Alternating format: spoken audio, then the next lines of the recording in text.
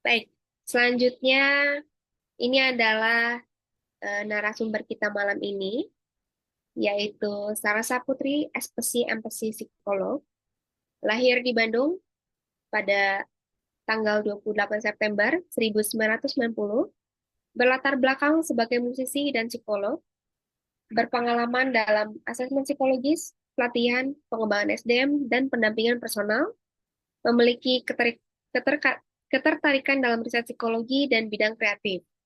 Jadi pendidikannya S1 Psikologi dan S2 Magister Profesi Psikologi, Industri dan Organisasi di Universitas Kristen Maranatha.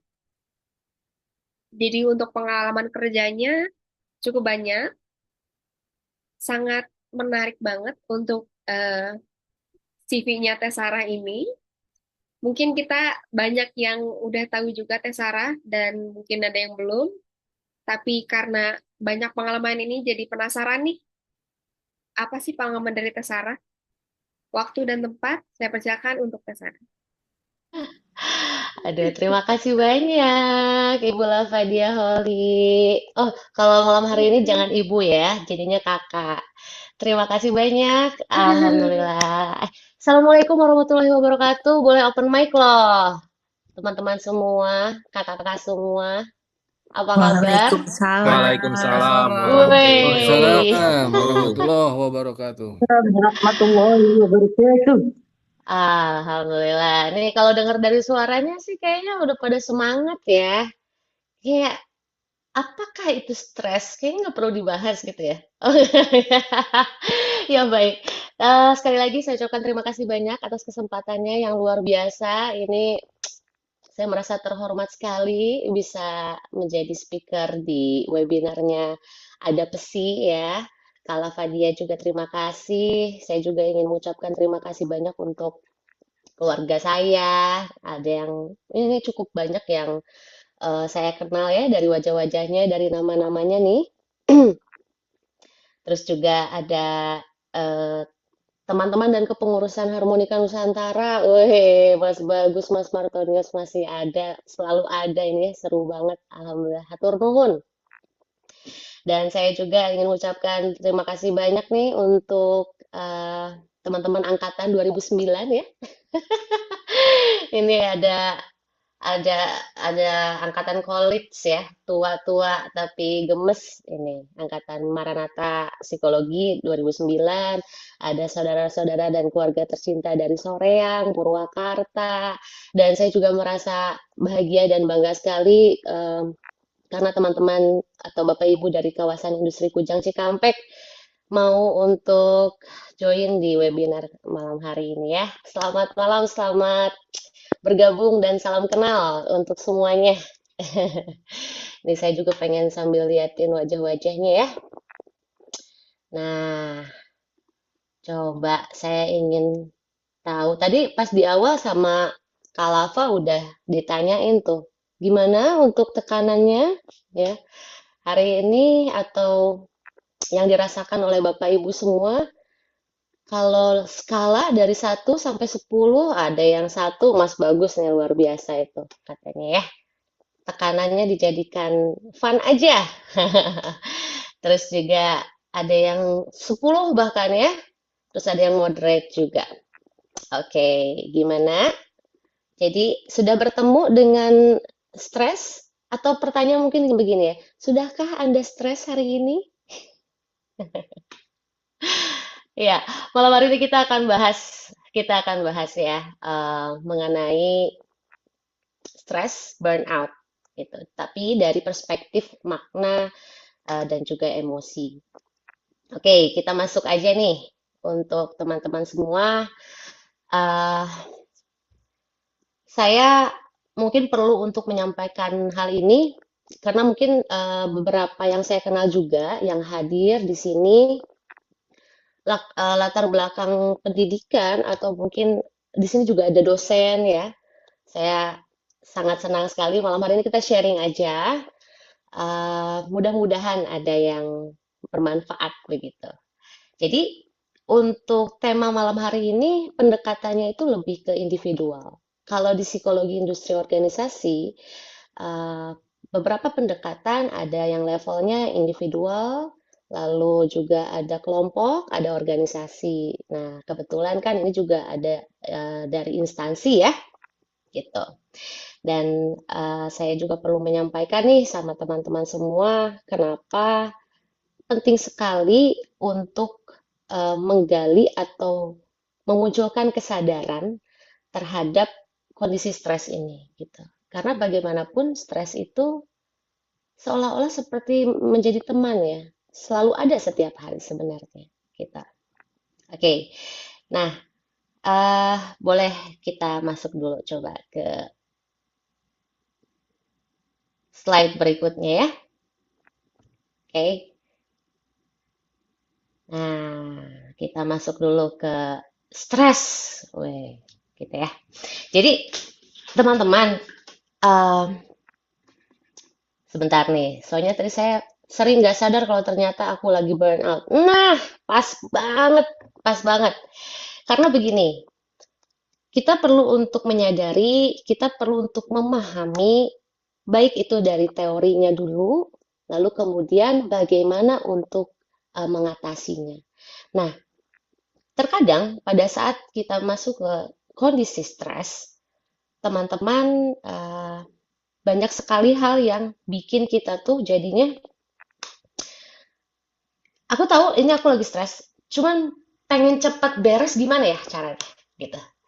Pengen apa ya? Pengen kalau misalnya bahkan kalau ikutan webinar atau seminar apapun, kalau misalnya ikutan itu sekali beres deh stres aku gitu. Mungkin ya. Tapi yang perlu saya sampaikan, karena stres ini adalah bentuknya fisik dan mental gitu ya. Memang kondisinya fisik dan mental. Jika kita berharap mengatasi stres, apalagi yang berkaitan dengan kesehatan mental kita, gitu ya, berharapnya tuh pengen secepat kayak kita lagi sakit kepala atau kita flu, minum painkiller, minum obat, beres, gitu. Selalu seperti itu, kurang lebih ya. Padahal sebenarnya pengobatannya atau penyembuhannya itu pastinya butuh proses, butuh waktu. Gitu. Jadi beda nih, nggak bisa langsung minum apa nih, Panadol gitu atau paracetamol langsung mereda. Nggak secepat itu, tidak secepat itu artinya, tapi butuh proses gitu. Dan maka dari itu kita perlu untuk merekonstruksi secara pemikiran atau secara kognitif, secara kognisi dulu mengenai stres itu sendiri gitu. Oke, nih sekarang udah ada nih di slide pertama ya teman-teman. Kalau kata Lazarus dan Folkman, stres itu merupakan hubungan antara individu dan lingkungan yang dinilai oleh individu sebagai kondisi yang melebihi sumber daya atau kemampuannya. Di sini sudah di bold ya, dinilai. Lalu berikutnya kondisi. Berikutnya yang melebihi sumber daya. Nah, itu aja. Yang paling pertama aja dulu saya minta, dinilai. Itu aja dulu. Untuk jadi keyword kita sampai nanti beres acara webinar ini ya. Artinya, sebenarnya ada proses penilaian nih kita. Bagaimana individu merasa bahwa kondisinya itu stres, yaitu karena ada penilaian kita ya. Nah, tapi kita harus memahami dulu bahwa sebenarnya stres itu ada dampak positif, ada dampak negatif. Nah, kita akan masuk ke yang berikutnya. Di sini ya, teman-teman. Eustress dan distress. Nah, ternyata kondisi stres itu bisa meningkatkan kinerja dan kesehatan. Khawatirnya teman-teman tuh tahu sebenarnya, cuman lupa aja. Makanya malam hari ini kita perlu ingatkan kembali. Kok bisa? Ada eustress, ada distress.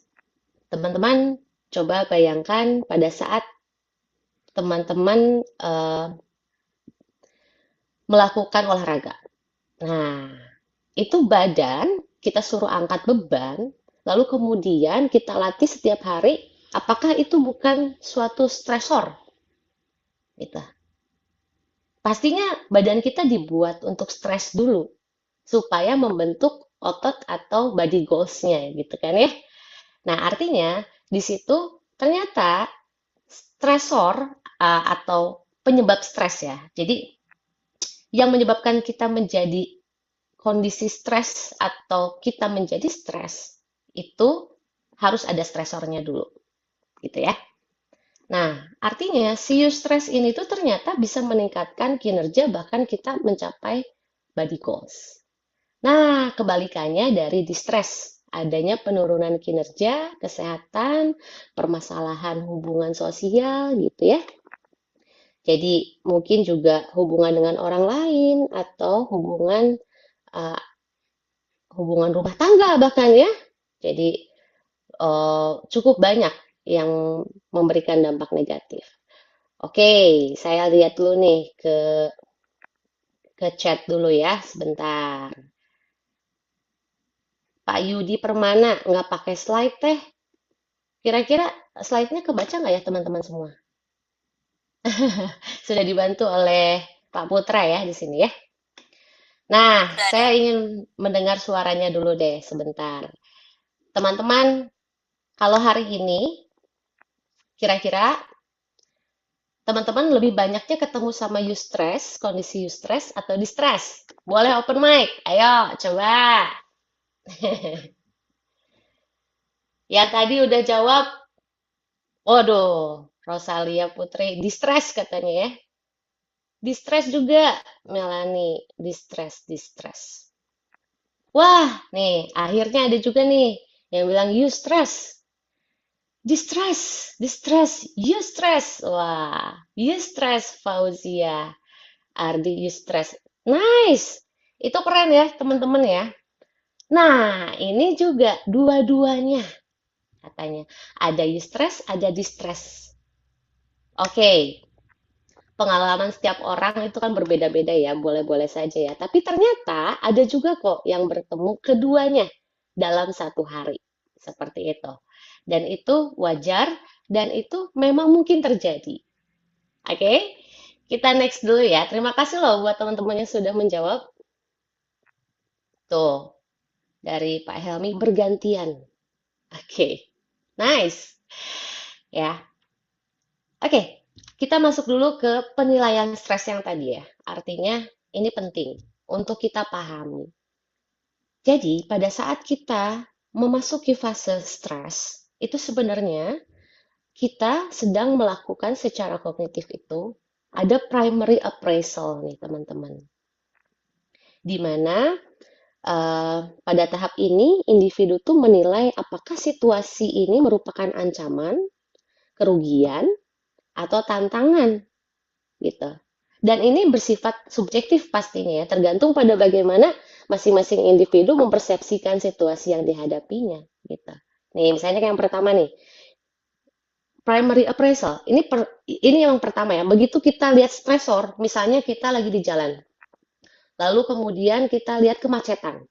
Nah, di situ kita akan melakukan primary appraisal dulu secara teorinya begitu ya, teman-teman. Jadi, apakah arti situasi ini bagiku? Apakah ini merupakan ancaman, kerugian atau tantangan gitu. Nah, setelah di primary appraisal, kita akan masuk ke secondary appraisal atau penilaian sekunder. Begitulah. Memang begitulah adanya gitu ya. Jadi di bagian ini secondary appraisal, setelah melakukan penilaian primer yang tadi, ya individu tuh kemudian melakukan penilaian sekunder untuk dapat mengatasi situasi yang dihadapi.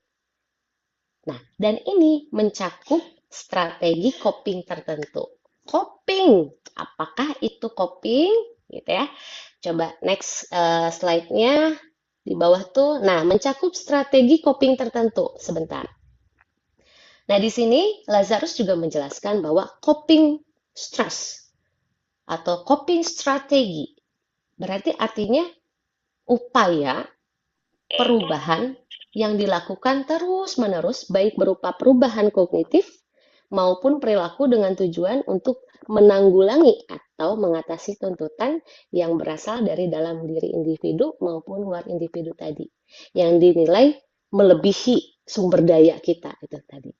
Nah, disitulah kita akan berpikir, ini gimana ya? Ini mending, gitu kan ya biasanya. Ini mending saya turun, misalnya kita lagi naik mobil nih, terus macet. Waduh, ini udah mau jam 8, saya misalnya kerjanya jam 8 gitu, masuknya jam 8. Ini udah jam 8 kurang 15. Wah, gimana ya? Nah, di situ secondary appraisal itu terjadi. Ini saya mending turun, mobil parkirin di Indomart, Alfamart gitu ya. Lalu saya pesen Gojek atau apa, atau ya udahlah, nggak apa-apa deh dimarahin atasan juga deh, gitu. Atau misalnya teman-teman mencari cara, atau misalnya gini, telepon dulu deh teman, apapun. Yang jelas kita berusaha untuk menanggulangi masalah atau menanggulangi si tekanan itu yang di luar kapasitas kita atau sumber daya kita. Oke, next.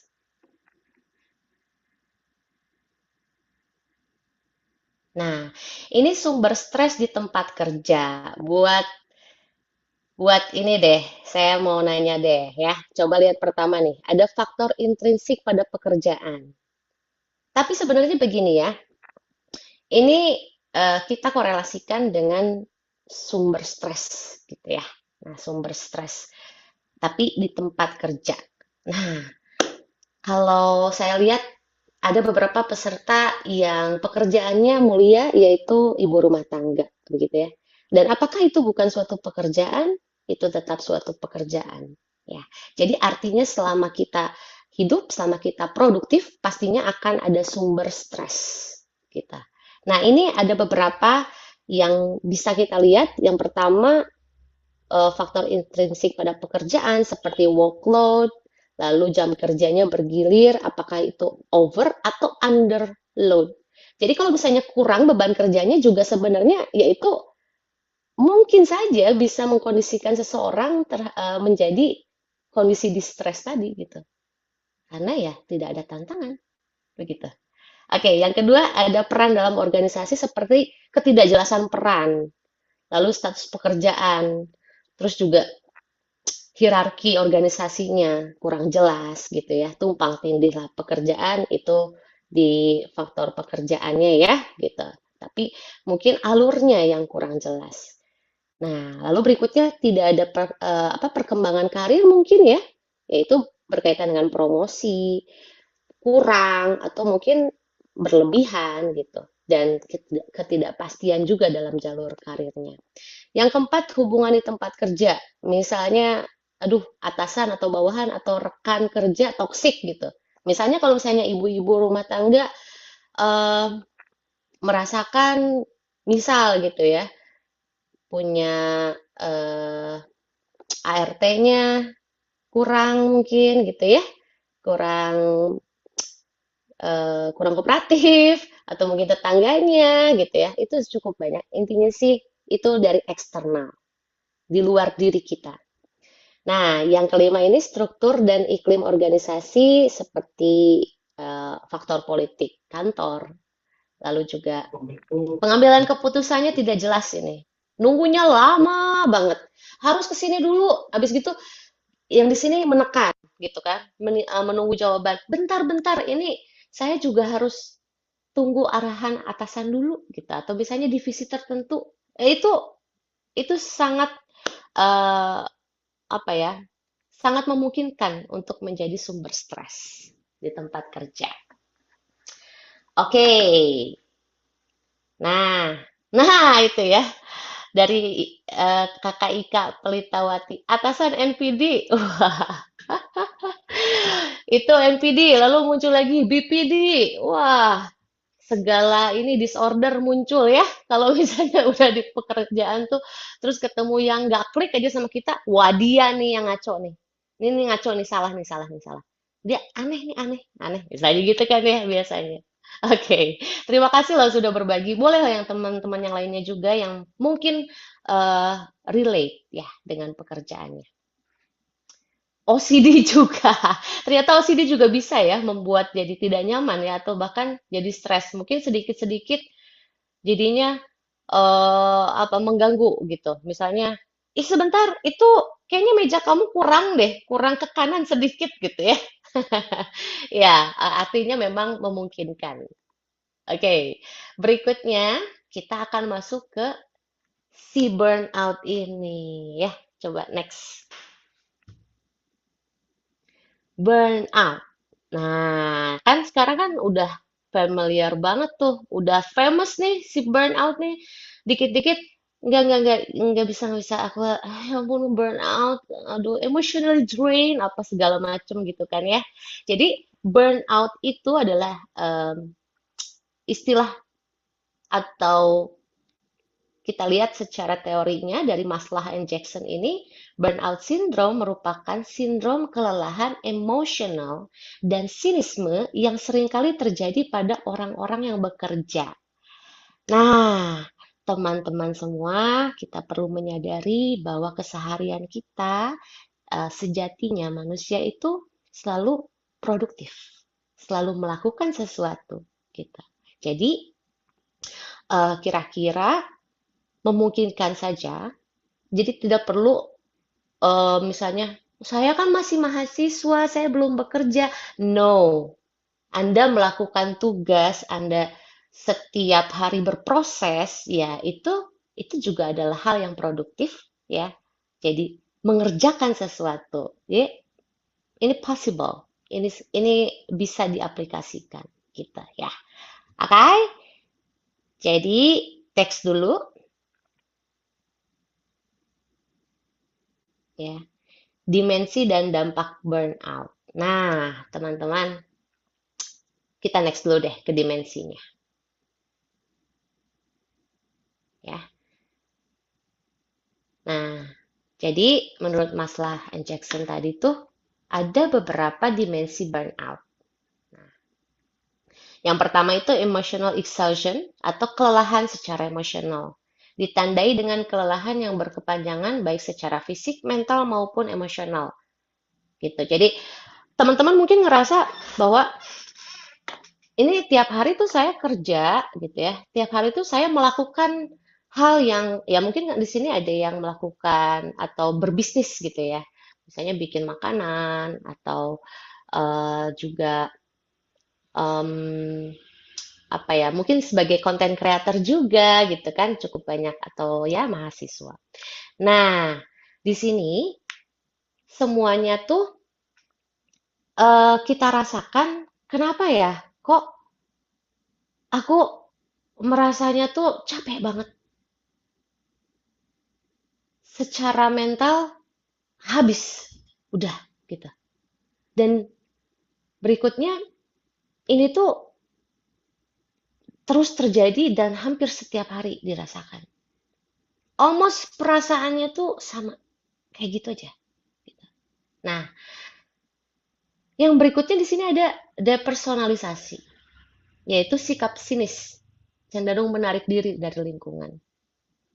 Atau bahkan terhadap pekerjaannya. Tadi sempat ada yang ngomong, kalau nggak salah, saya jadi kenapa ya? Mungkin itu lebih ke kelelahan emosionalnya gitu ya, yang berdampak kepada hobinya, jadi kurang excited atau bagaimana. Nah, tapi di sini kita coba lihat ada sikap sinis nih di sini di depersonalisasi. Jadi misal gitu ya, teman-teman lagi santai, lagi biasa-biasa aja, lalu kemudian diajak ngobrol, kamu gimana kerjaannya sekarang gitu. Kayak ngapain sih ngomongin kerjaan? Males ah, males, males. Atau misalnya, kamu sekarang udah semester berapa? Udah beres skripsinya? Kayak, wow gitu. Kayak, males banget. Udah sinis. Udah deh. Udah kayak, tolong deh, bisa nggak usah ngomongin. Nah, itu artinya mungkin saja Anda sudah masuk ke fase burnout ini ya. Oke, yang ketiga, itu dimensinya ya. Ada personal accomplishment. Jadi individu atau kita merasa ada perasaan yang negatif nih. Atau mungkin kita jadinya nggak puas, nggak seneng gitu terhadap baik itu pekerjaannya atau bahkan terhadap diri kita sendiri. Jadi kayak aku ngapain aja sih selama ini? Ke- Kok kayak gitu-gitu aja deh. Gitu ya, misalnya ya. Oke. Nah, mungkin di sini juga ada yang bertanya, bentar, bentar, kenapa sih kok awalnya kita ngomongin stres, lalu berikutnya kita ngomongin burnout? Oh, ternyata sebenarnya teman-teman, kita mulainya dari grand teorinya dulu, yaitu si stres ini. Jadi muncullah em, sekarang istilah-istilah seperti burnout, lalu kemudian apalagi nih yang teman-teman tahu. Nah, itu tuh sebenarnya ada syaratnya dulu nih supaya bisa dikategorikan, ya, I'm burnout gitu. Burning out katanya gitu kan ya.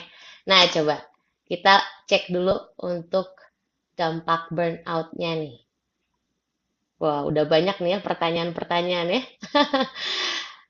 Oke, ini teman-teman boleh dibaca sama semuanya ya. Kelelahan, lari dari kenyataan dan tanggung jawab. Yang tadinya kita, Mbak Sarah, bisa ya tanggal segini tolong dikerjakan ini. Oh, bisa, bisa, bisa. Lama-lama kita jadi malas berkomunikasi.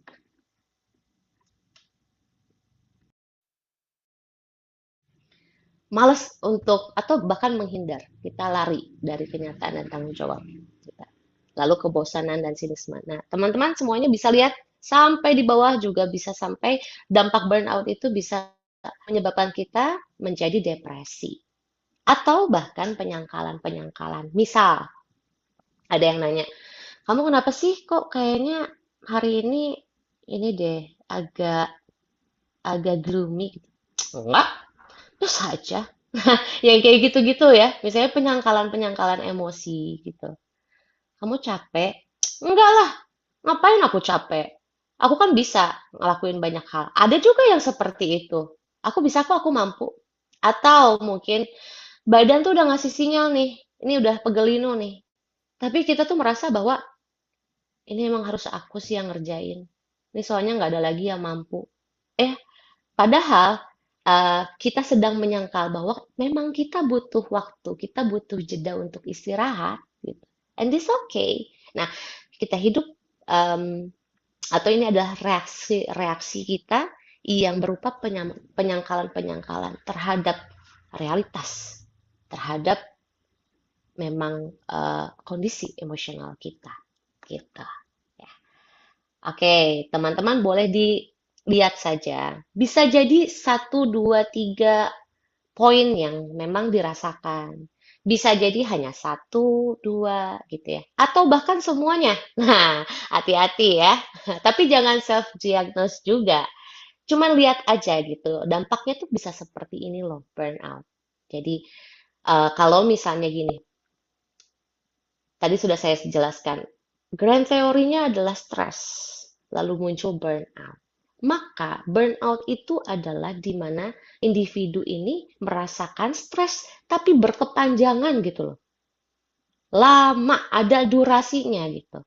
Karena kalau misalnya kita sebut stres saja, bisa jadi seseorang stres sama kayak Bapak Ibu, teman-teman semua yang sudah menyampaikan hari ini. Hari ini sudah ketemu sama eustress, distress, tapi ya sudah, kalau mampu melewatinya, ya sudah, berlalu gitu loh. Ya. Atau mungkin bukan berlalu, menjadi suatu pelajaran. Nah, misalnya kayak gitu. Tapi kalau untuk burnout, nah ini perlu kita cermati. Apakah memang dari kegiatan-kegiatan kita atau mungkin bagaimana ya kita menilai itu ya. Seperti yang tadi saya sudah sampaikan, kita keywordnya adalah menilai. Ya, oke. Next dulu ya. Next, next, next. Mm-mm. Nah, lalu bagaimana nih cara kita mengatasi burnout? Wah, bentar. Pastinya mungkin pengennya gitu ya. Tapi saya sudah sampaikan di awal bahwa kita perlu menyadari dulu prosesnya nih. Secara konstruksi kognitifnya kita perlu bangun dulu. Bukan bukan yang bisa instan juga, bisa saja instan, tapi mungkin ekspektasinya tuh jangan seperti sakit gigi minum obat beres gitu. Enggak seperti itu juga. Kalau memang yang berkaitannya dengan emosional apalagi ya. Nah, di sini ada beberapa cara mengatasi burnout yang direkomendasikan dan ini pendekatannya sangat individual ya. Coba teman-teman kita lihat untuk wah, ini udah ada yang jawab nih healing katanya ya. Mantap. Ini Muhammad Gama katanya. Oke, boleh di next ya. Jadi sebenarnya kita akan kembali lagi untuk merecall. Oh, ini sebentar. Ini pengertian dari copingnya ya. Kan tadi kan begini. Terus bagaimana dong cara mengatasi, ya gitu kan, cara mengatasi stres, burnout gitu. Nah, artinya kita ini sedang melakukan coping. Coping di sini menurut Shaffer itu coping stres itu suatu kemampuan individu untuk mengelola stres ya yang timbul dalam kehidupan sehari-hari. Bagaimana kita menanggapi atau mungkin mengatasi lebih tepatnya seperti itu.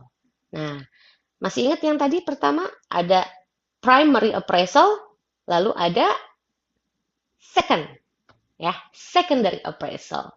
Di mana di sini kita sebenarnya yang terjadi ya secara psikologisnya itu di secondary appraisal itu yang pertama kita melakukan ada problem focus coping. Jadi coping itu dibagi dua.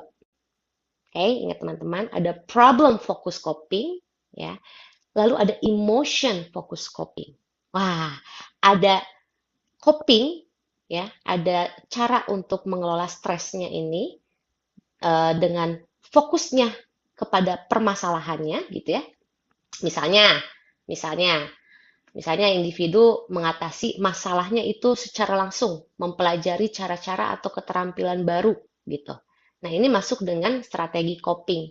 Jadi individu bertindak untuk memecahkan masalah atau merubah situasinya.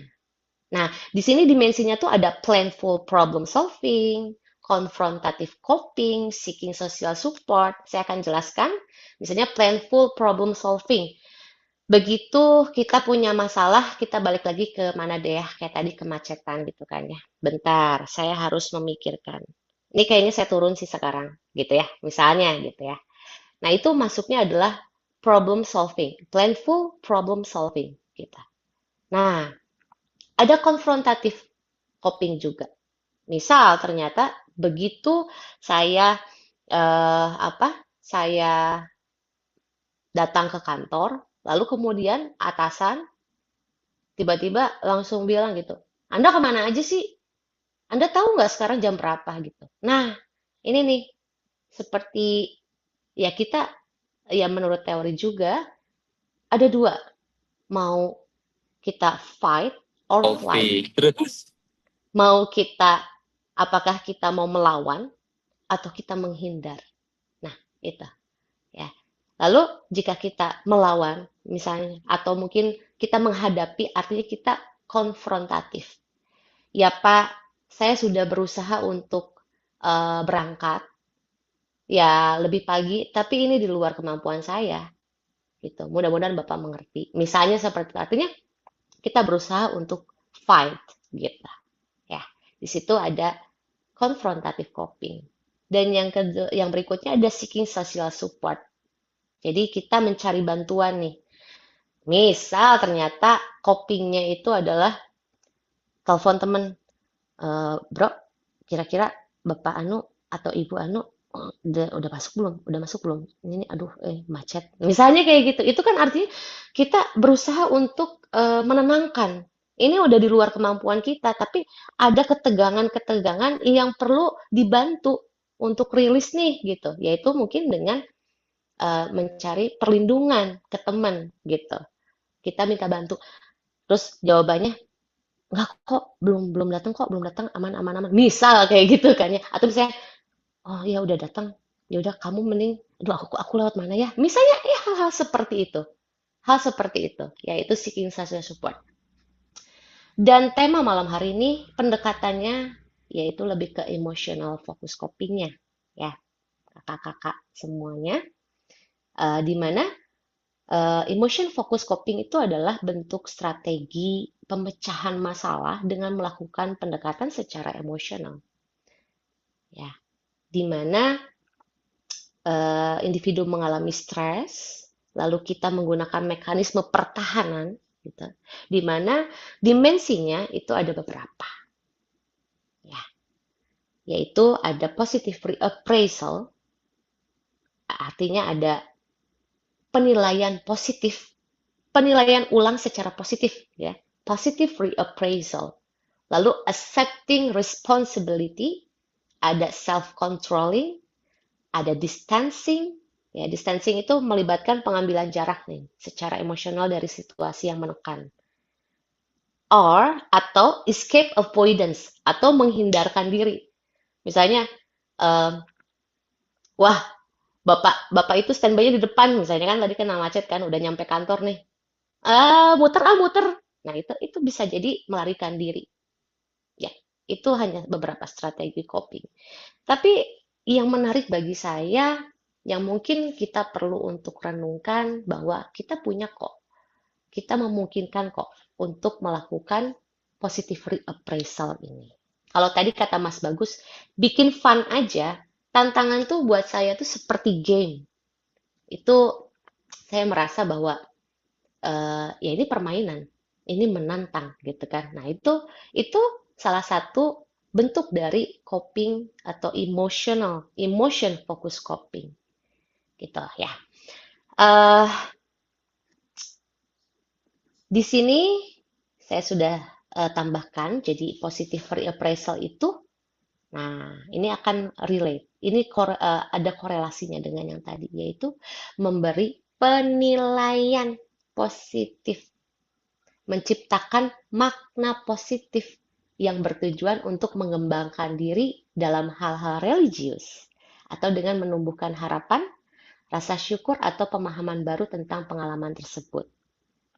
Nah, jadi kakak-kakak semuanya, tadi di awal mengenai penilaian, ya, karena inilah keywords-nya. Yang ini sangat mungkin bisa kita lakukan. Dari beberapa problem focus coping, dimensinya tadi ada beberapa. Emotion focus coping, dimensinya ada beberapa. Tapi kita akan lebih ke positive reappraisal, ya, penilaian positif, penilaian ulang kembali positif. Nah, menurut teori memang individu itu memungkinkan untuk melakukan keduanya. Jadi baik itu problem focus coping atau emotion focus coping. At the same time, maybe ya, bisa saja seperti itu. Ya, cuman mari kita telaah apa sih positive reappraisal. Ini sama seperti yang akan saya contohkan berikutnya ya. Kita ke slide berikutnya dulu. Nah, ini yang bulat-bulat ini kakak-kakak semua, ini adalah rekomendasi. Kalau mungkin eh, apa ya, saran-saran, bisa saja ini sangat situasional, ini sangat adaptif, fleksibel, sorry, dan bisa diaplikasikan dengan kemampuan atau kemungkinan yang teman-teman bisa lakukan, gitu. Jadi tergantung stresornya seperti apa. Jangan sampai juga tidak sesuai, ya, tidak relevan gitu. Duit, doa, usaha, ikhtiar, tawakal, weh mantap ya. Muhammad Gama nih. Nah, itu kalau itu masuknya di mana ya? Coba coba lihat Pak Muhammad Gama. Nah, opsinya tuh ada beberapa ini yang bisa kita rekomendasikan gitu ya. Yaitu yang pertama, menciptakan makna positif. Jadi, kita tidak serta-merta langsung saja. Misalnya kita terkena musibah atau mungkin kita dimarahin karena pekerjaannya belum selesai. Atau memang kita punya rekan kerja yang tidak sesuai ke apa ya, nggak fit aja, nggak match aja gitu sama kita, gitu ya. Nah, di sini untuk menciptakan makna positif itu, alih-alih aku tertekan, aduh gila banyak banget ya pekerjaan, aduh ya ampun ini belum dosen tiap hari gitu.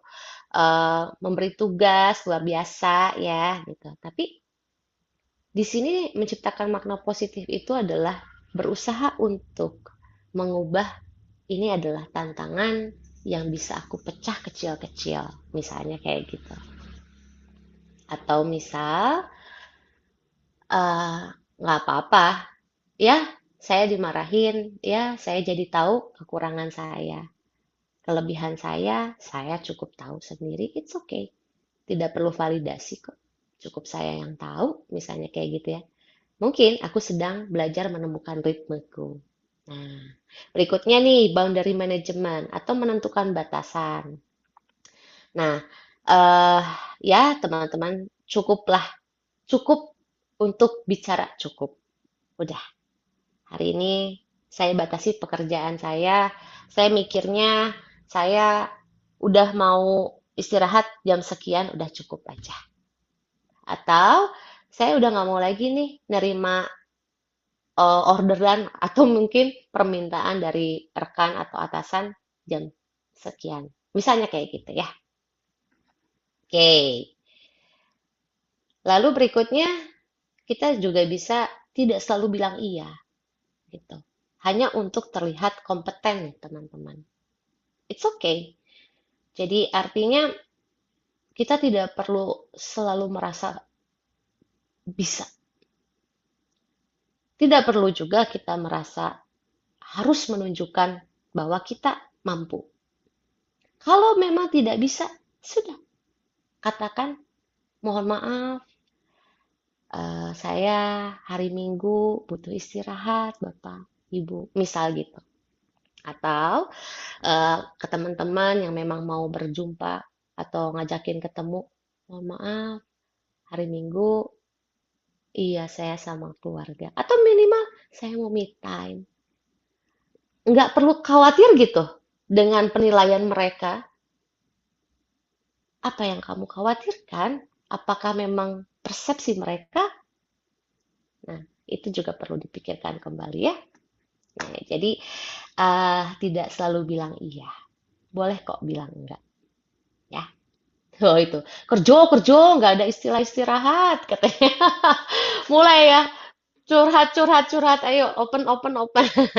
Tapi ya tetap ya. Ya itu wajar sekali ya. Rasanya kok tidak ada jeda. Gitu. Kok rasanya terus-menerus nih harus kerja gitu. Sebentar, kita beri jeda dulu. Jangan-jangan eh, bisa jadi kita yang kurang mampu untuk menjadi bijaksana. Artinya, kita tahu kok, bekerja itu suatu tanggung jawab dan keharusan. Tapi mungkin kita cuma nggak suka aja diberikan waktu yang lebih. Bahkan kita jadinya nggak bisa memberikan waktu untuk me time. Udah, bisa jadi seperti itu kan? Bisa jadi. Yuk, kita next dulu ya. Ini ya, sebentar. Ini ada breaks and recovery time. Nah, ini untuk para HRD atasan juga. Ya, ini penting ya. Jadi, untuk jika melihat tanda-tanda burnout dari bawahan, ya bisa dicek lagi nih, apakah mungkin waktu istirahatnya kurang gitu. Karena ya pastinya ini akan mempengaruhi kinerja produktivitas gitu. Lalu uh, social connectedness. Nah, jadi coba uh, teman-teman kalau memang kebutuhannya adalah kita meminta dukungan secara sosial. Ini saya ingin angkat sedikit ya, tapi ini memang potensial terjadi, apalagi di lingkungan pekerjaan. Pada saat kita tahu bahwa kebutuhannya adalah mendapatkan dukungan sosial, gitu ya. Kita perlu untuk memberikan batasan juga. Artinya, kebutuhanku adalah em, didukung atau didukung secara emosional. Jangan juga jadi alasan untuk terjadinya, misalnya, amit-amit ya, itu perselingkuhan di tempat kerja. Nah, itu tuh adalah dua hal yang tidak relevan sebenarnya. Sebenarnya bisa dimulai dari itu, social connectedness-nya, karena kita ada kebutuhan. Lalu kemudian terjadilah suatu hal yang diinginkan katanya. Tidak diinginkan ya. Diinginkan, tidak diinginkan, we never know. Tapi memang selalu menjadi alasan. Karena awalnya saling butuh, saling melengkapi. Nah, itu biasanya begitu. Tapi artinya, jika memang kita perlu untuk mendapatkan dukungan sosial, ya itu perlu dilakukan. Boleh telepon, boleh tanya sama keluarga, boleh cerita. Nah, ini ya, keterbukaan kitanya sampai mana dulu. Biasanya nih, banyaknya mendem. Ya itu tadi penyangkalan. Udahlah, nggak usah cerita, nggak akan ada yang ngerti. Oke, misalnya ini punten ya, sebagai apa laki-laki biasanya ya, atau merasa bahwa saya kepala keluarga, saya harus bisa selalu tampil sempurna, prima di depan keluarga. Nah, gitu ya. Jadi ada kecenderungan untuk tertutup. Nah, coba dirasakan, dipikirkan lagi. Yuk, next ya.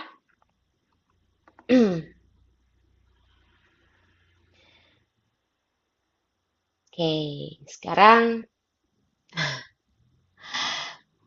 boleh satu-satu dulu mungkin ya, Pak Sam.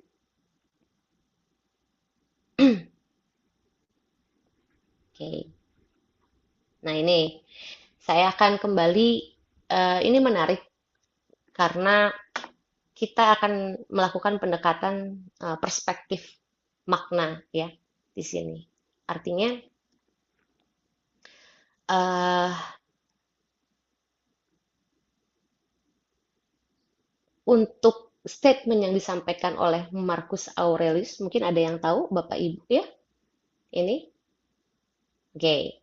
Nah, Marcus Aurelius ini beliau ini dikenal sebagai tokoh filsafat Stoikisme dan beliau adalah seorang kaisar Romawi yang penyabar gitu. Dan dia juga punya karya utamanya meditation, renungan. Ini yang pertama. Jika sesuatu di luar kendalimu, jangan biarkan ia mengganggu hatimu, katanya gitu. Artinya begini, kenapa sih kok ada perspektif makna segala? Waduh, keluar juga nih apa tokoh filsafatnya gitu ya. Ya, karena kita selalu berupaya untuk menilai. Nah, di sini kan secara emosional, secara kognitif juga, dan kita berusaha untuk memaknai kembali. Maka saya mengambil satu, sebenarnya tiga statement ya. Ini katanya begini. Jika sesuatu di luar kendalimu, jangan biarkan ia mengganggu hatimu. Katanya gitu.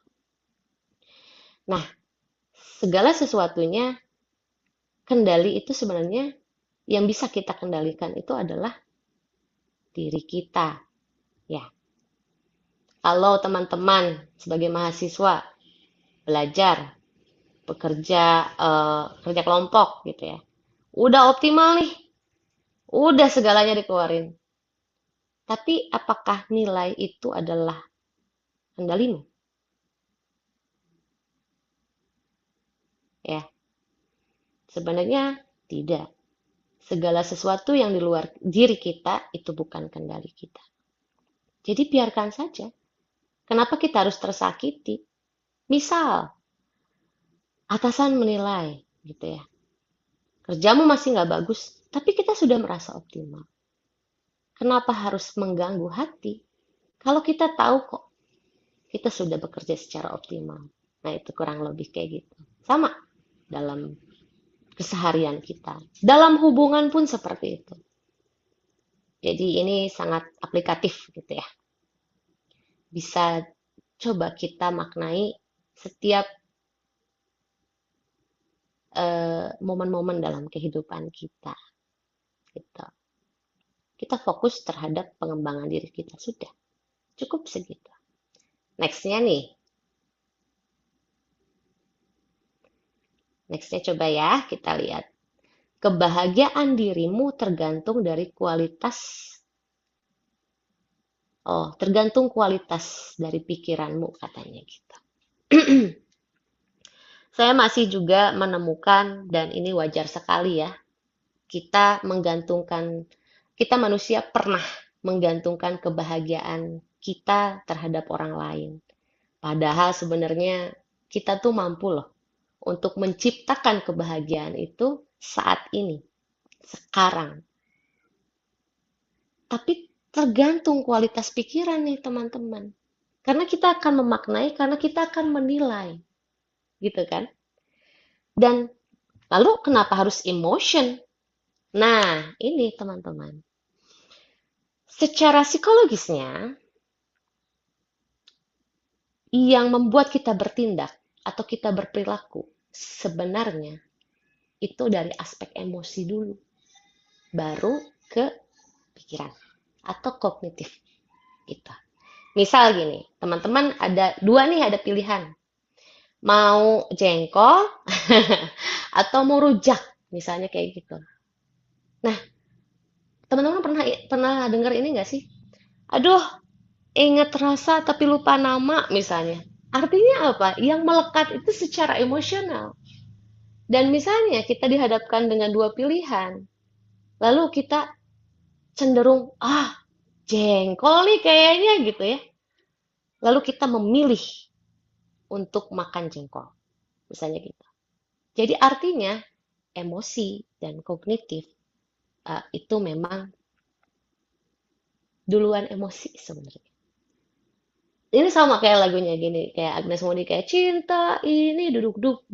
Memang kadang-kadang tak ada logika, katanya gitu kan. Memang tidak begitu kerjanya. Kita semuanya itu bekerja atau berperilaku, mohon maaf. Terkadang awalnya itu dari emosi dulu. Nah, ini kebahagiaan dirimu tergantung dari kualitas pikiranmu, katanya. Bahagia itu adalah emosi, rasa. Ya kan? Aku bahagia hari ini. Yeay! Habis gitu sebelumnya, tapi aku juga hari ini memang sempat netral sih. Atau tadi pagi aku sedih, tapi malam ini aku happy gitu. Artinya itu adalah emosi. Ya kan? Nah, tapi kenapa di sini kualitas pikiran? Ya itu tadi, karena makna, karena nilai. Artinya kita perlu untuk mengupgrade, artinya kita perlu untuk mengembangkan secara kualitas berpikirnya dulu. Seperti apa? Gitu. Relate. Jadi seperti roda, emosi, kognisi. Teman-teman bilangnya logika gitu ya. Emosi, logika. Terus begitu. Oke, next ya. Ini kayaknya aku harus agak cepet-cepet sebelum Pak Putra. Ini yang terakhir dari Marcus Aurelius, katanya begini.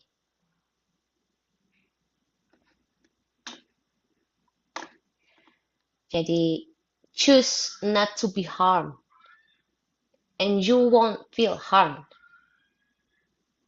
Coba di next ya, Pak Sam ya. Yang ketiga statementnya. Halo? Nextnya ya. Choose not to be harmed, and you won't feel harmed. Don't feel harmed, and you haven't been. Katanya apa? Pilihlah untuk tidak merasa disakiti. Maka luka itu kehilangan kuasanya. Ketika hati tidak memberi ruang bagi rasa sakit, sesungguhnya tidak ada yang benar-benar melukaimu. Jadi buat Anda yang merasa terluka, Anda yang memilih untuk feel depressed atau jadinya malah jadi burnout karena stres berkepanjangan, itu karena dirimu memilih itu.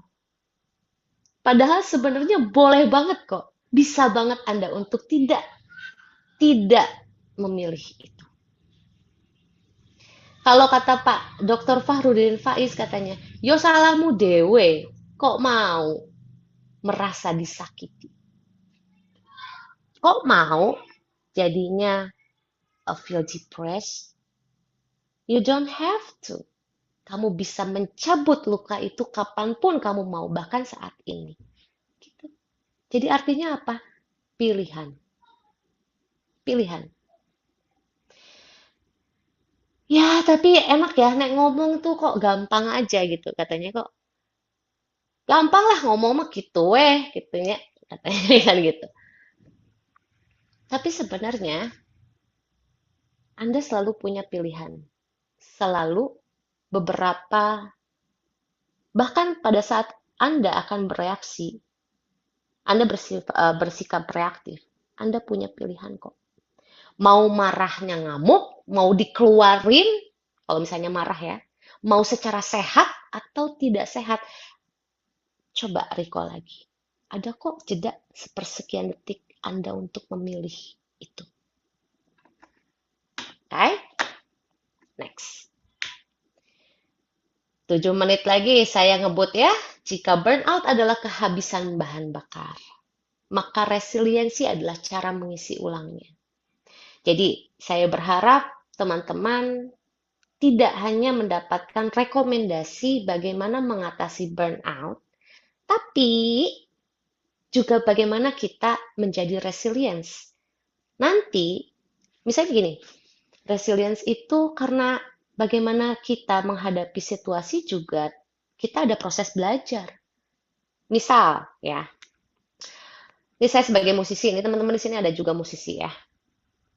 Saya mic-nya mati nih, lagi nyanyi, terus habis gitu, mati. Awal-awal pasti, ini gimana ya, deg-degan, aduh bingung, ini saya mic-nya mati terus diketok-ketok gitu, nggak akan nyala.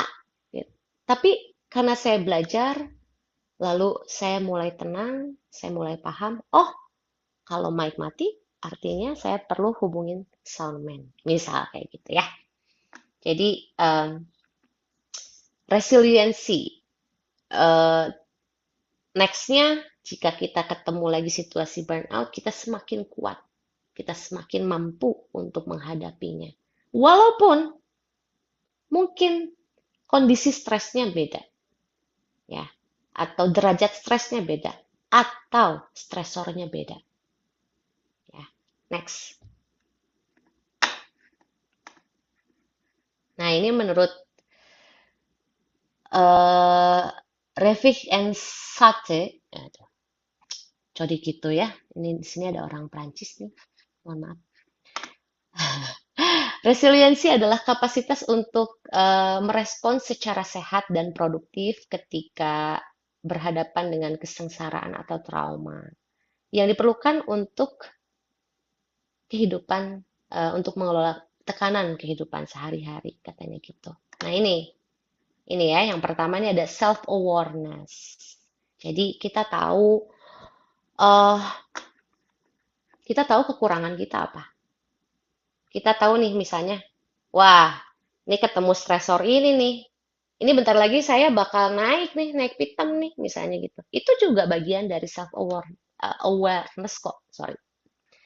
Self awareness artinya kita mampu memahami kekurangan dan kelebihan diri kita.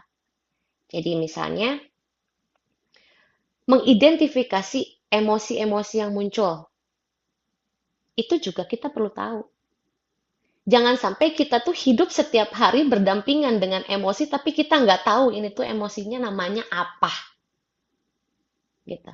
Antara excited dan happiness terkadang kita juga suka bingung, ini apa. Tapi yang jelas ini menyenangkan. Antara misalnya feel depressed atau bahkan kita merasa sedih yang sangat terlalu gitu. Ini tuh lebih ke apa ya? Ini lebih ke tidak berdaya kah atau apa? Identifikasi emosinya. Ketahui, kenali, jangan disangkal terus. Karena bagaimanapun kita hidup, itu emosi itu ada dalam diri kita. Emosi itu adalah bagian aspek dari diri kita, gitu. Terkadang ada juga orang yang menghindari untuk mengakui nama-nama emosi tadi atau merasakan emosi tertentu ada. Nah, sisanya ini mengelola pikiran sudah pasti ya. Kalau untuk menjaga kesehatan fisik, iyo pasti ya. Lalu juga jaringan sosialnya dikuatkan lagi. Kira-kira teman-temannya toksik, udah deh lepasin, udah aja. Kasih batasan gitu ya. Lalu berikutnya ada menumbuhkan makna dan spiritualitas. Nah, ini sudah disampaikan dari sebelumnya gitu ya, bahwa kita menumbuhkan makna setiap hari. Bahkan mungkin dari yang sebelumnya sempat terpikir bahwa sebenarnya apa sih tujuan aku dilahirkan? Apa sih tugasku? Apa sih? Apa sih yang sebenarnya Tuhan inginkan aku ada di dunia ini? Alah, itu itu makna. Dan wajar setiap orang itu ada pertanyaan semacam itu.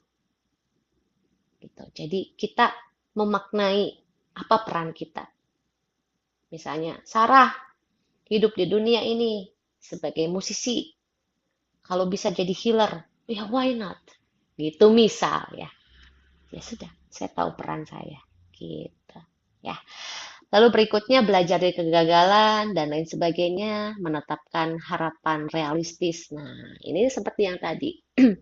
Kebahagiaan kita gantungkan di orang lain, sedangkan sebenarnya kita bisa menciptakan kebahagiaan itu saat ini juga. Yang realistis aja lah. Jangan terlalu tinggi ekspektasinya. Terkadang ekspektasi yang sebenarnya menjadi bumerang untuk kita. Sudah, apa adanya saja.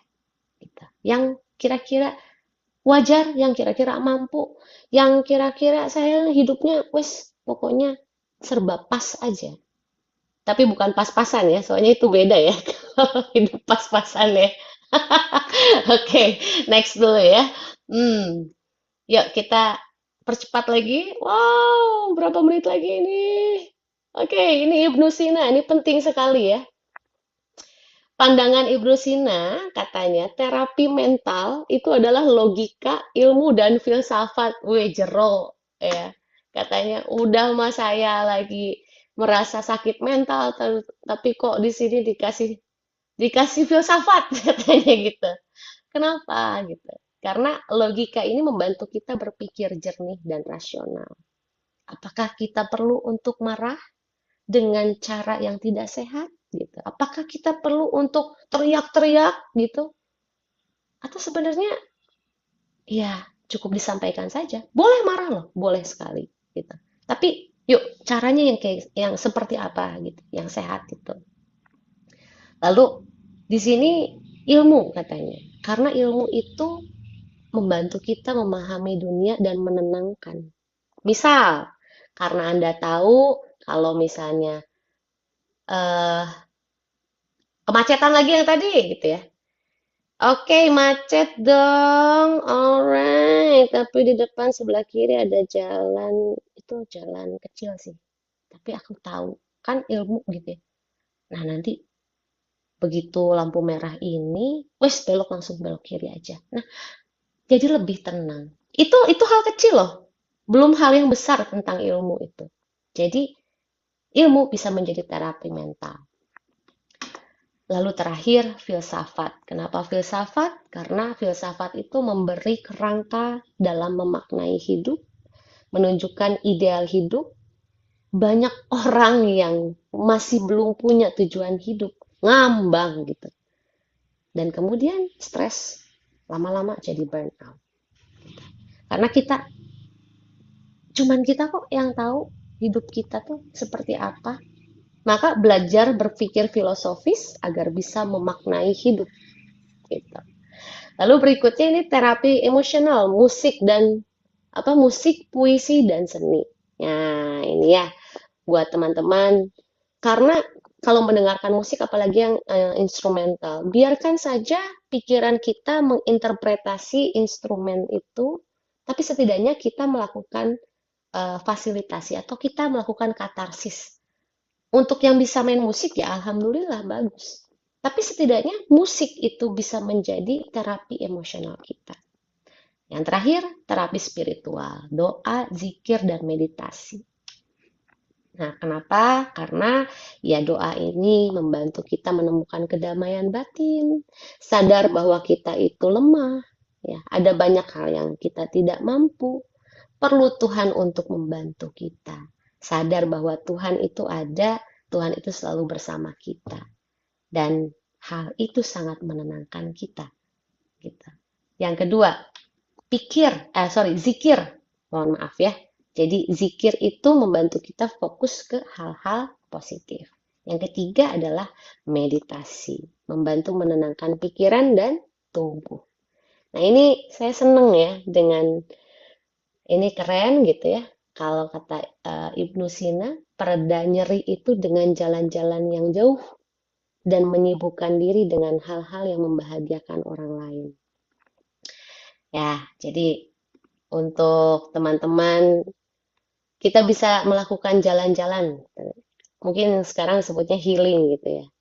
Nah, teman-teman yang ada di eh mana ya? Kos-kosan misalnya. Nah, itu tuh. Strapan. Asik, jalan jauh. Secara pikiran. Nah, Bapak juga kalau misalnya lagi di kantor, jalan-jalan dulu ke kantor lain. Siapa tahu kan, ternyata pegawai di sana itu tidak jauh lebih baik kalau dimarahin sama atasan dengan Bapak. Bercanda ya. Jadi, memang kita perlu untuk jalan-jalan dan menyibukkan diri dengan hal-hal yang membahagiakan orang lain. Kenapa sih seperti itu gitu ya? Karena eh, pada saat kita berbuat baik pada orang lain, sebenarnya kita sedang berbuat baik pada diri sendiri. Nah, dan hal itu menggembirakan, maka akan muncul self esteem atau kebanggaan pada diri kita. Ya, jadi begini, dari beberapa rekomendasi, sekali lagi harus dilihat relevansinya. Ya, kalau misalnya, nih tadi katanya fitnesskan saja gitu.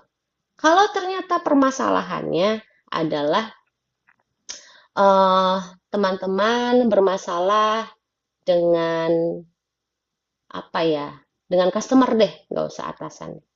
Kita dapat tekanan nih dari customer misalnya. Wah, lalu kemudian copingnya itu dengan cara fitness, gitu. Bisa jadi efektif, ya. Tapi bisa juga efektif tadi dengan cara positif reappraisal.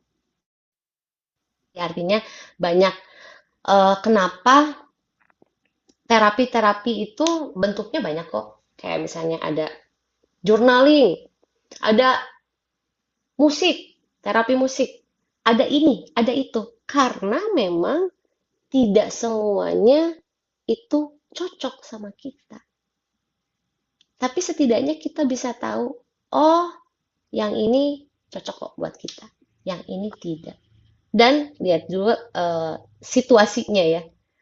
Masa iya sih kalau misalnya kita lagi, nah itu terapi merajut menulis buku untuk rilis. Iya, bisa jadi.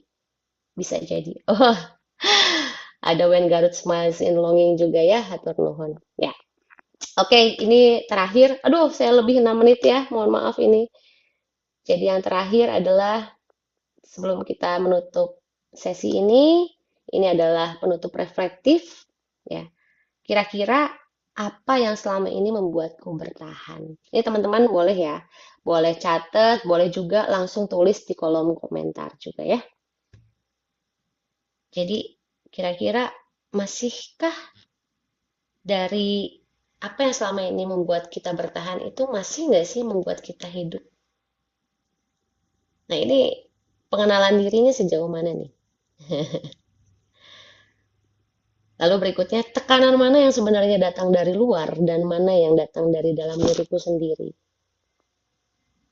Apa mungkin jangan-jangan kita terlalu sering menggantungkan harapan bahkan kebahagiaan kita terhadap orang lain? Atau kita merasa terkekang oleh sesuatu, ya, bisa jadi. Nah, yang ketiga, jika besok aku bangun tanpa beban hari ini, apa satu langkah kecil menuju kehidupan yang lebih sehat yang akan kutempuh? Apa coba? Boleh. Ini adalah penutup reflektif untuk kita semua. Yang bikin aku bertahan adalah bakatku butuh. Iya. Nah, ini ya. Mungkin karena kita butuh banget nih gitu ya. Tapi em, jangan sampai kita lupa untuk bergembira di dalamnya, ya, dalam pekerjaannya, gitu. Karena tidak semata-mata kok kehidupan kita tentang uang misalnya ya. Misal gitu. Anda juga perlu untuk menemukan kebahagiaan subjektif, kesejahteraan subjektifnya seperti apa. Nah, harapannya adalah yaitu semoga kita lebih mampu memaknai setiap tekanan menjadi tantangan. Ingat waktu teman-teman, jika teman-teman mungkin merasa gitu ya, harus menyerah saat itu, harus mundur. Coba boleh dirasakan lagi atau diingat lagi maknanya. Kita maknai lagi. Awal mula, bagaimana sih rasanya kita, misal, diterima jadi mahasiswa? Seneng banget misalnya gitu. Dapat nilai, asik gitu kan, dapat nilai bagus. Atau awal mula kita dapat pekerjaan. Nah, siapa tahu kalau kita merenungi hal itu, kita jadi, oh mungkin saya kurang bersyukur. Oh mungkin saya kurang bekerja keras. Oh mungkin saya, ya kalau ingat dulu prosesnya, betapa bahagianya saya diterima dalam pekerjaan. Misalnya kayak gitu. Itu saja, kita cuma lupa aja.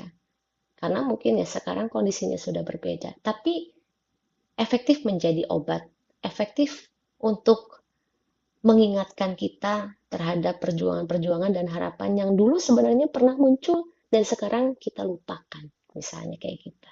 Ya, oke, pada akhirnya burnout bukan tanda kita lemah ya teman-teman, melainkan panggilan lembut agar kita pulang pada diri sendiri ya. Jadi itu adalah panggilan jiwa gitu. Kalau teman-teman sudah merasa burnout, ya sudah. It's okay. It's okay. It's okay not to be okay.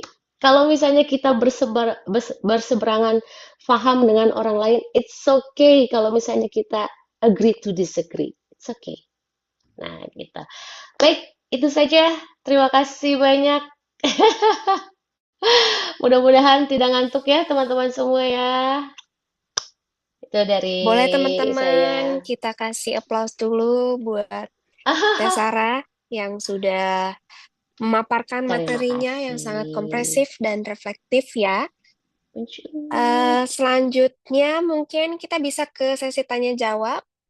Bagi ada peers, ada yang ingin mengajukan pertanyaannya, silakan nuliskan melalui kolom chat ataupun bisa open mic ditanyakan langsung ke Teh Sarah.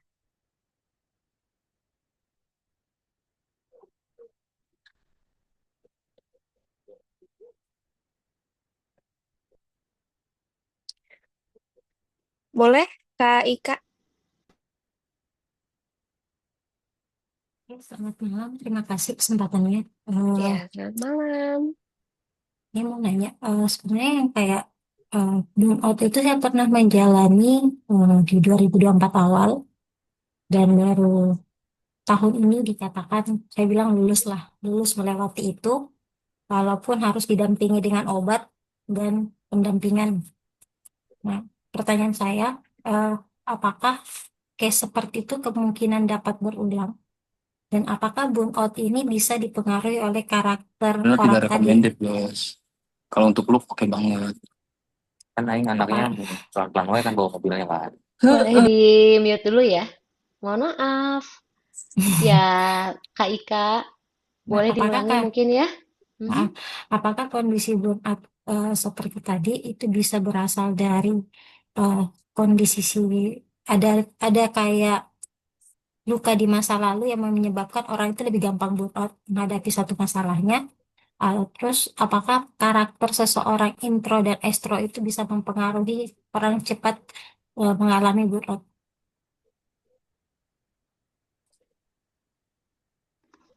Oke, Kak Lava, gimana nih? Langsung kita jawab atau bagaimana, Kak? Boleh langsung dijawab aja, Teh. Oke, sebenarnya tadi saya agak ini ya, agak kehilangan suara nih, nggak tahu. Saya izin ya, Kak Ika, untuk mengulangi pertanyaannya ya. Yang pertama adalah, apakah bisa sembuh seseorang yang sedang minum obat gitu ya? Begitu? Ya, Maksudnya yang dari psikiater. sebelum kondisi burnout awalnya burnout, terus akhirnya terdiagnosa sebagai anxiety disorder. Hmm. Nah, yang berdampak mau tidak mau ada sampai ke level harus minum obat dan pendampingan psikiater. Nah, itu sebenarnya secara eh, pelaksanaan baru dikatakan lulus lah bulan ini, Desember ini. Nah, entah karena kebawa sama memang dasar anaknya overthinking, udah dikatakan lulus masih mikir, ini besok kamu nggak ya? Iya. Besok ketemu suasana baru kamu nggak ya? Nah, ditambah saya personal adalah orang yang sosial baterainya itu cepat hilang, cepat habis. Jadi ketika sampai di satu tempat yang baru rame, padahal itu kegiatannya have fun, sosial baterainya habis gitu. Nah, itu yang bikin gampang stres lagi. Nah, kondisi-kondisi seperti itu apakah mempengaruhi resiko? Emang gampang burnout sih dengan karakter kayak gini ya? Emang seperti itu atau gimana? Ya, baik ya. Pertanyaannya klinis sekali ya. Anyway ya. Tapi ya kita perlu untuk memberikan ini ya persepsi juga. Ini persepsi saya dan perspektif mengenai kondisi klinis gitu ya. Jadi memang yang mempengaruhi individu itu terdiagnosa sesuatu disorder atau mungkin gangguan gitu ya. Faktornya itu cukup banyak, Kak Ika. Ya, bisa jadi memang dari secara genetiknya gitu. Ya, genetik itu tidak bisa dikesampingkan sebenarnya. Bawaan, faktor bawaan genetiknya. Lalu berikutnya adalah ya kecenderungan berpikirnya memang mungkin itu lebih kepada misal berpikir secara ya banyaknya hal-hal negatif kita. Nah, pada saat memproses hal-hal yang ya tadi ya stresor-stresornya itu cenderungnya lebih ke perasaan-perasaan negatif yang lebih bisa diterima gitu. Nah, apakah bisa sembuh? Itu kan pertanyaannya gitu ya, Kakak ya. Insya Allah, mudah-mudahan. Karena begini, dari segi terapi obatnya itu kan sudah disupport gitu. Kita butuh untuk mood stabilizer. Mungkin Anda diberikan itu ya oleh psikiater ya. Ada Iya, mood stabilizer gitu. Jadi lalu juga karena begini, emosi itu kan memang naik dan turun ya. Jadi kita perlu nih untuk menjaga hal itu. Di samping secara obatnya kita berikan, tapi secara pemikiran, nah ini yang mungkin direkomendasikan untuk didampingi oleh psikolog gitu. Karena kita butuh untuk melakukan diskusi-diskusi reflektif, diskusi-diskusi lebih kepada itu tadi, kita perlu mengkonstruksi secara kognitif. Mungkin begitu. Ada pandangan-pandangan baru. Karena lewat terapi itu pastinya akan didampingi atau mungkin lebih terfasilitasi nih. Yang biasanya mikir sendiri, bagaimana jika tidak? Bagaimana jika pemikiranmu yang itu kurang tepat? Nah, kalau misalnya didampingi seperti itu kan harapannya ada perspektif baru gitu loh. Ya, di situ dulu deh terbayang nggak, Kakak? Jadi, apakah bisa sembuh? Iya, insya Allah. Ini makanya seperti tadi ya. Kenapa saya masukin filsafat di situ? Kamu boleh terluka, boleh merasa terluka, tapi kamu boleh mencabut itu kapanpun. Nah, itu bagaimana Anda memaknainya, itu sangat subjektif gitu ya. Tapi once bertemu dengan jawabannya secara subjektif juga ya, nah, itu mungkin akan lebih menenangkan gitu. Nah, tadi ada pertanyaan juga ekstrovert, introvert dan lain sebagainya ya. Iya. Nah, itu kan lebih ya memang kecenderungan itu kan bagaimana ekstrovert, introvert itu em, lebih kepada energi gitu ya. Energi nih. Kalau misalnya kalau sendiri justru lebih bebas. Misalnya itu untuk yang introvert. Aku lebih bisa menjadi diriku sendiri kalau misalnya justru tidak terlalu banyak orang gitu. Ah, jadi apakah itu mempengaruhi untuk kepada tadi burnout gitu ya? Nah ini kan ada korelasinya dengan tadi emosional. Ingat nggak? Iya. Kelelahan secara emosional. Gitu. Once Anda memaknai dirimu sebagai introvert yang hanya bisa optimal jika sendirian, ya sudah begitu. Tapi Anda kapanpun bisa kok memaknai bahwa I'm an introvert, tapi hanya dalam pekerjaan saja. Artinya saya masih bisa kok bersama orang lain. Jadi masalah akan menjadi masalah namanya jika Anda menamainya itu masalah. Udah. Anda bisa bikin introvertmu itu seperti apa dalam versimu sendiri. Gitu. Apakah memungkinkan untuk secara energi berkaitan dengan saya di tengah orang-orang menjadi emotionally drained? Ya, kalau dikaitkan dengan teori yang tadi ya possible, mungkin. Tapi tenang, tenang, karena kita masih punya pendekatan secara tadi, proses pemaknaan tadi. Artinya tidak ada yang mengkotak-kotakan introvert, ekstrovert secara absolut kok. Silahkan maknai dari perspektifmu sendiri. Gitu. Terbayang Kak Ika? Iya, Kak. Jadi lebih ke bagaimana memaknai apa yang sekarang dihadapi, apa yang sedang dilewati. Ya, kuncinya itu tadi ya. Masalah akan menjadi masalah jika Anda menamai itu sebagai masalah. Tapi jika Anda menamai atau memaknai masalah sebagai keberkahan, maka si masalah itu akan berubah namanya menjadi berkah. Begitu bukan? Iya sih. Itu maksud saya, perspektif makna tuh sebenarnya lebih ke situ. Jadi tidak perlu mengkotak-kotakan. I'm an introvert, extrovert, dan lain sebagainya. Just kenali dirimu saja. Oke? Oke, makasih banyak. Sami-sami. Wah, pertanyaannya sangat bagus banget ya. Sangat apa ya, menambah insight itu terkait dengan individu dengan yang memiliki introvert ataupun extrovert dan kaitannya dengan burnout. Sedangkan introvert itu eh, eh, terkait dengan energi kita. Jadi ketika kita merasa udah mulai ada tekanan yang sangat berat nih, kita mau nge-charge seperti apa? Apakah dengan diri sendiri? Biasanya introvert melakukan seperti itu, ataupun extrovert menge-charge ke teman-teman ataupun bertemu dengan orang banyak gitu. Jadi biar kita nggak sampai ke burnout itu, bagaimana nih kita menge-charge diri sendirinya. Baik, mungkin kita akan lanjut ke pertanyaan berikutnya. Di sini lumayan banyak ya, Teh, ya, di komentar. Mungkin apa Teteh mau dijawab Ya, dalam satu kali aja yang mencakup ketiga-tiganya, atau ini ada 4 ya? ada berapa memang pertanyaannya? Ada 3. Mungkin Yang ya pertama, dipilih saja. bagaimana Mm-mm.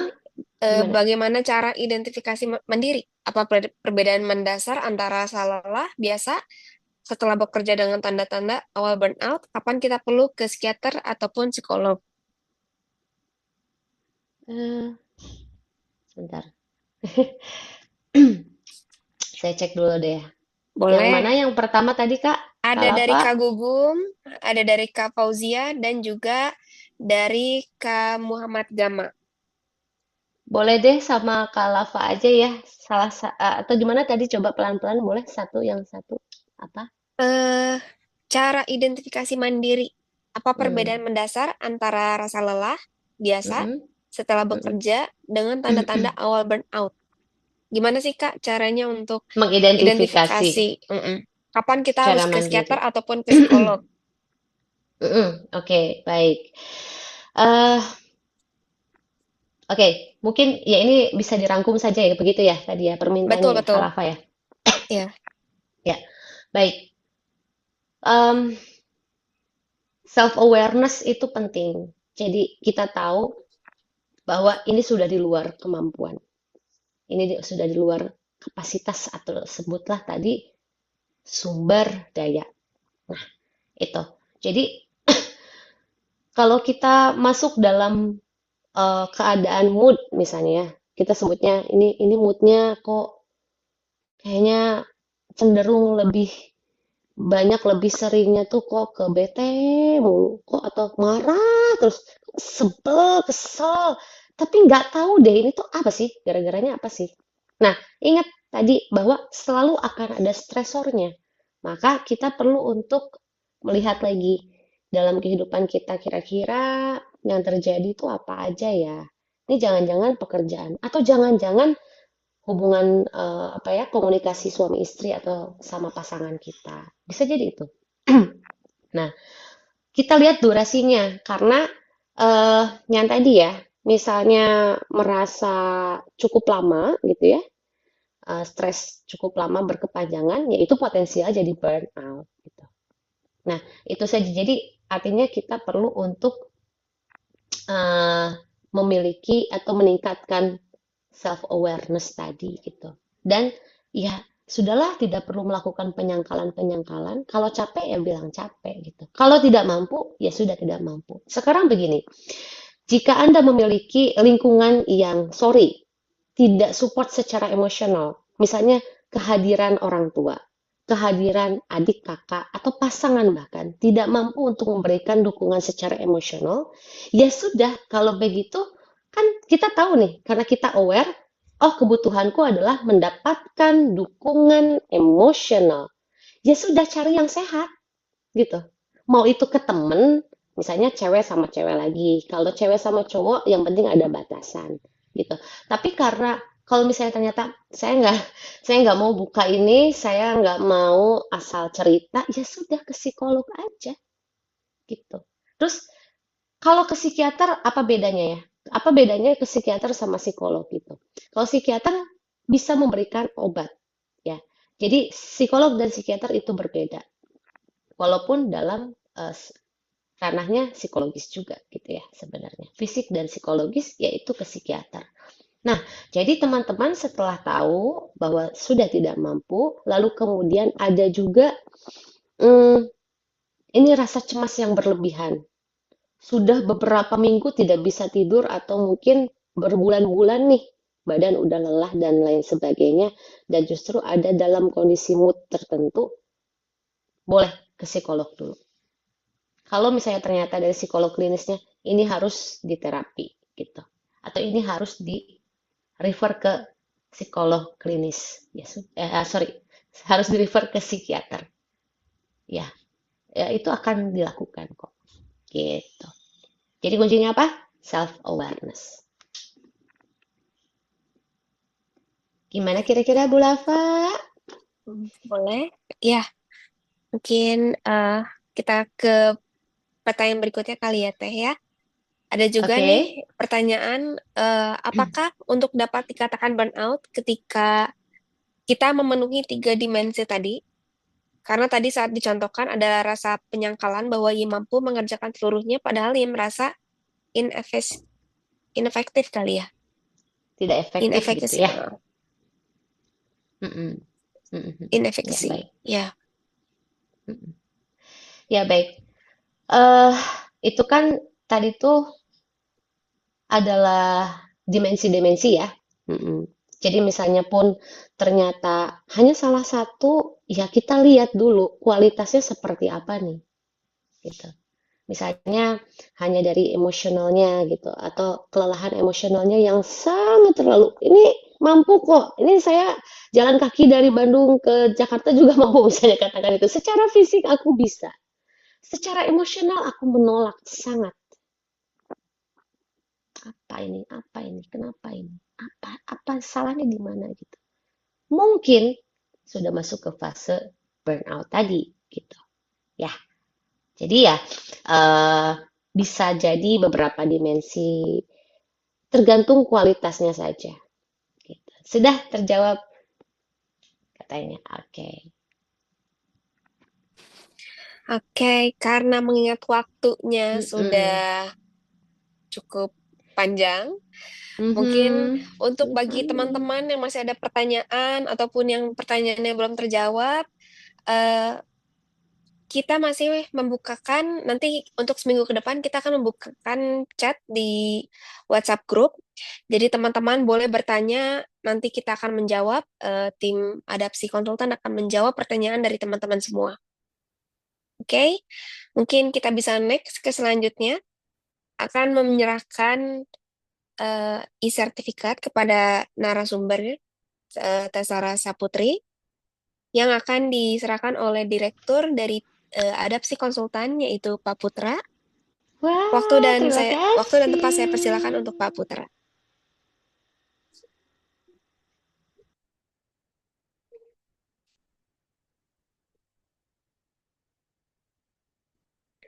Iya, baik. Terima kasih Sarah Saputri untuk materi yang luar biasa tadi udah diberikan ya. Semoga teman-teman di sini ada peers. Kita panggilnya ada peers ya karena kita adapsi.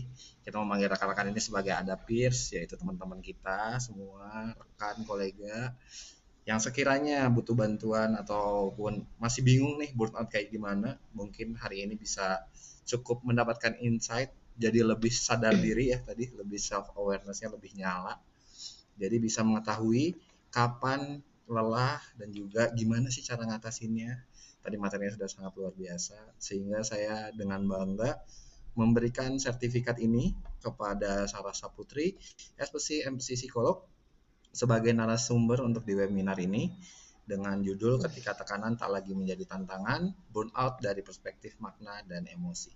Bandung 17 Desember 2025. Saya serahkan sertifikat ini kepada Sarah Saputri. Terima kasih. Terima kasih Pak Hapindi. Saya tangkap ya sertifikatnya. Hap. Wah, hatur nuhun ada pesi Alafadia, Pak Hapindi. Terima kasih juga teman-teman Terima kasih semuanya. banyak, Teh Iya, Sarah. mudah-mudahan bermanfaat ya. Mudah-mudahan ada insight lah Amin. malam hari ini. Mungkin boleh foto dulu, Teh Sarah Boleh dong. dan Ih, mau Pak Putra. dong foto-foto. Ya, Ya, boleh dipimpin, dipandu.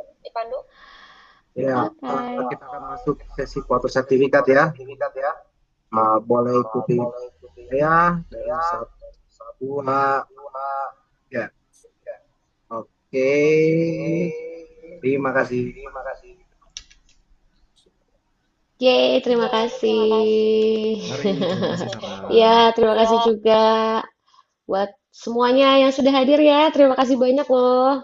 Pak Martonius, Mas Bagus, keluarga aku semuanya Pak Karya.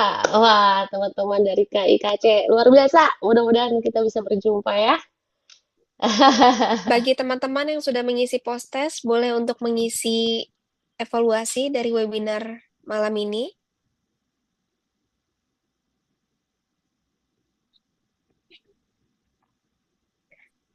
Untuk link sudah dikirim ke kolom chat. Saya juga memberitahu bahwa teman-teman sekalian yang tadi belum mendapatkan hadiah berupa konseling, teman-teman nggak usah khawatir karena kami juga memberikan eh, memberikan eh, kesempatan buat ada peers untuk ya kita akan memberikan kesempatan untuk ada peers untuk berkonsultasi gratis dengan kami by chat selama 30 menit eh, dan itu pun hanya 1 bulan 1 kali. Untuk yang mau bisa daftar dengan QR code yang tertera. Jika ingin konselingnya lebih personal dibandingkan pertanyaan yang akan diajukan di WhatsApp group. Ini adalah sebuah komplimen dari kami untuk rekan-rekan ada peers yang sudah mengikuti webinar malam ini.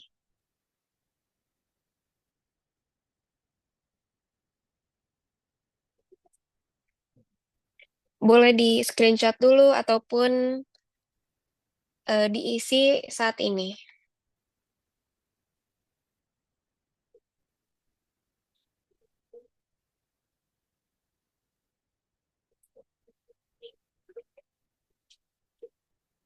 Sudah. Oke.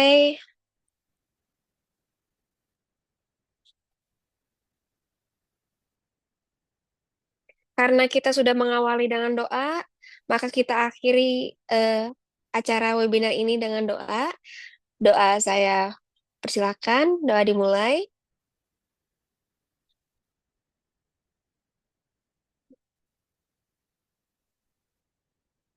Doa tidak pernah selesai. Akhir kata kami mengucapkan terima kasih kepada narasumber, seluruh peserta ada peers, serta panitia yang telah berpartisipasi dan mendukung terselenggaranya webinar ini. Semoga materi yang telah disampaikan dapat memberikan manfaat dan menjadi bekal dalam memahami serta mengelola burnout secara lebih bermakna. Saya Lava, dari Adapsi, selaku moderator, mohon maaf apabila selama memandu acara banyak kekurangan. Dengan demikian, rangkaian webinar hari ini secara resmi kami tutup. Terima kasih dan sampai jumpa pada kegiatan adapsi berikutnya. Selamat malam, terima kasih. Selamat Selamat malam. Terima malam. kasih. Selamat malam. Selamat malam. Terima Selamat malam. kasih. Terima kasih. Sehat-sehat ya. Terima kasih. Terima kasih Pak Boim.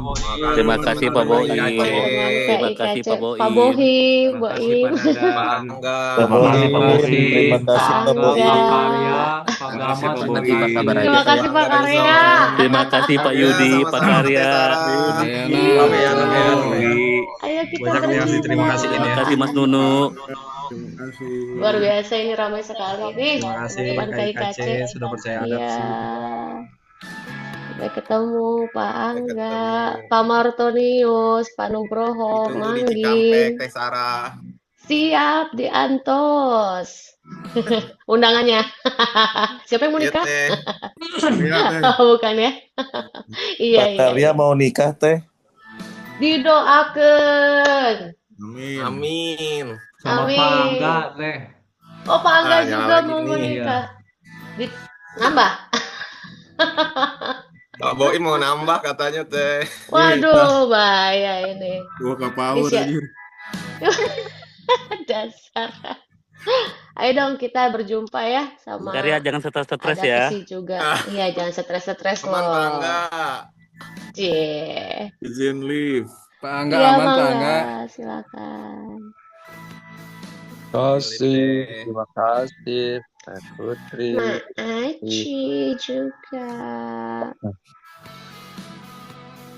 Terima kasih Pak Sunjaya dan keluarga, Kak Melani, Cici Cintia, Satria, juga teman-teman ada Mine. Lihat lagi siapa lagi nih. Sampai ketemu. Mangga, Pak Dadan silakan. Atur nuhun.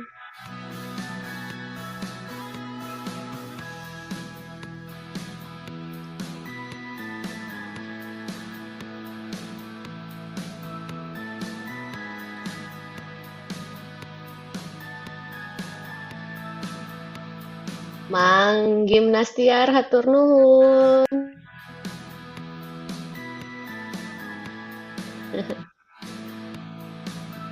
Siapa nih Captain Ibu. Weed? Waduh, thank you so much. Yes, terima kasih Pak Hamigat Yehu Goma. Uncle T, nuhun, Uncle T.